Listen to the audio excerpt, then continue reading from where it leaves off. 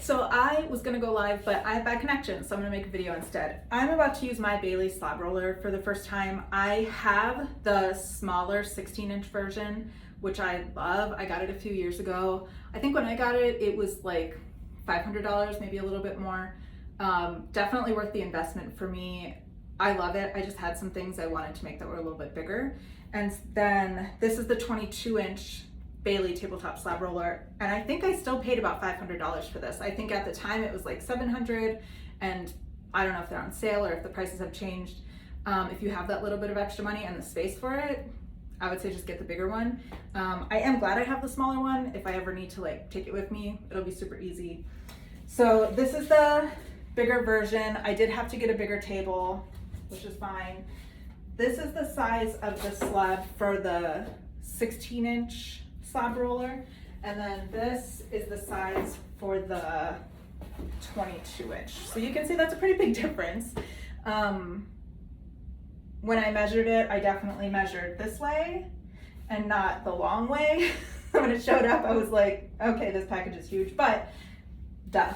So one of the main differences besides the size between the 16 and the 22 is that the 16 comes with 2 of these like thicker masonite shims and then 2 of the thinner ones. The 22-inch comes with 6 of the thinner ones. So 2 thin ones equals 1 of the thick ones. It should work out to the same. I'm not stressed about that, but I've never used it before, so let's do it. If you're using the 16-inch, the thick shim always needs to be on the bottom. That's something in the directions. Obviously that's not going to apply for the bigger one. So let's see, let's get this situated. I'm going to start with, okay, before I do that, I did read the directions that came with it.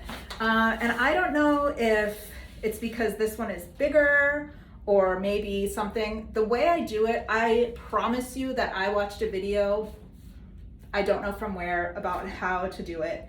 The directions say, I'm assuming because this is like much wider, to kind of make like a, hot dog of the clay and put it here. And then if you want it to be bigger, do like a second one.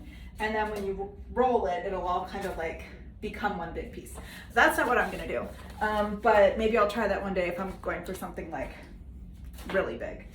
So I'm gonna start with just 2 of the shims, which is equal to like 1 of the thicker ones from the smaller slab roller. So that's 2. And I'm gonna put it down on the slab roller. And then I got these like slab sheets, I think they're called. It's not the canvas, it's like, I don't know, plastic rubber. It makes it like super smooth.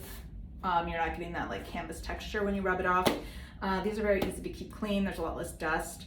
I've been using these with the other one, so I knew I wanted to get them for the bigger one. And like you can tell, haven't used this before, it's clean. So I'm gonna put that on and I'm gonna flip it open. And I did cut off just a chunk of clay straight from the bag. I'm not making anything in particular today. I just kind of wanted to try the slab roller. I might make some ornaments. So this is like just a random amount of clay. If you're gonna go really thick, I would put it on and pound it down until it's like thin enough that it's gonna fit through. If it's too thick, it's not gonna go through all the way. So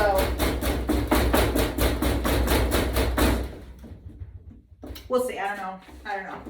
That should be fine. I'm gonna flip this over and I'm gonna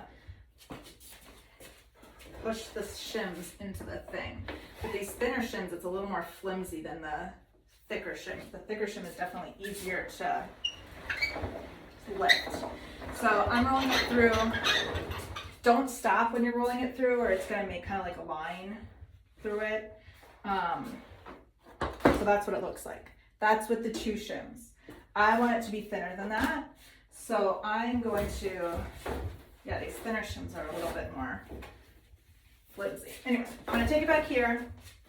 I'm gonna open this up so that now this is not stuck to this. I'm gonna take, and I'm just doing this the way I would do this with the smaller one. I'm gonna take this one shim and I'm gonna flip it. So now I have 3 shims under here. And now I'm gonna open this again and I'm gonna rotate it 90 degrees because I want it to be not one long rectangle. And I'm gonna run it through again.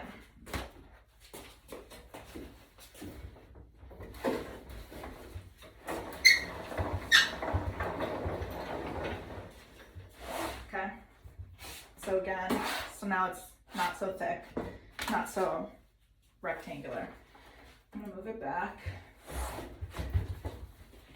I might have to switch up the order with these thin shims because I do feel like they bend a lot more. And then I'm gonna do, let's see, now I'm gonna do 2 more of these thin shims. So normally what I would do is 1 thick shim and then 1 thin shim and then take away the thin shim and do 2 thick shims. So no, I'm gonna do 1 thin shim. Is this confusing anybody else? So in total, I'm gonna have 4 of these shims, which should equal 2 of the thick ones like the old one. I'm just trying to get about the same width of my clay. So if you notice on these, they'll all say this side up. This is like the smooth side and this side is rough. So when I am gonna flip this side up, I'm putting it down. And remember, I open this up so it's not stuck to the clay. Putting this down, and now I'm flipping it over. So now this side is up, the smooth side is up. So again, I'm gonna open it, and for this one, because I don't want it to be super long, I'm gonna rotate it 180 degrees, right? Like this, like that. And then I'm gonna run this through again.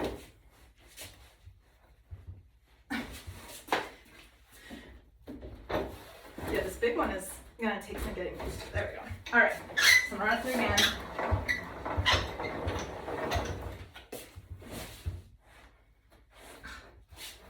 All right, there it is. Come back. So I open up so it's not stuck on this side. I'm gonna flip it and open it now on this side. So now it's not stuck. So this is how thick I'm gonna go. Do I have a needle tool nearby to show you how thick it is? Hold on a second. Yes, I do. Okay, let's see.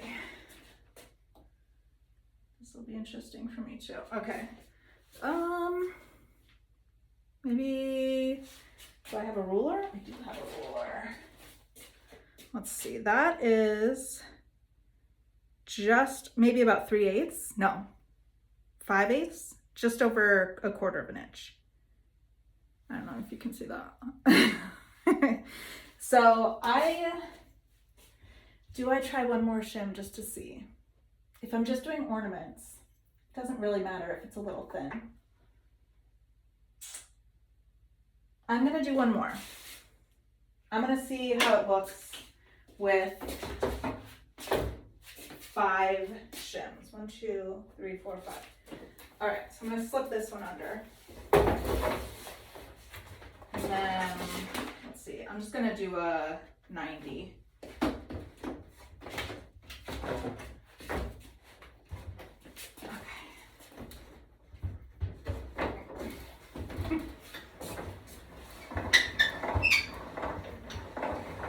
How's that squeak? All right, so that is 5. 5 shims. 1, 2, 3, 4, 5. Okay, open it up so it's not stuck.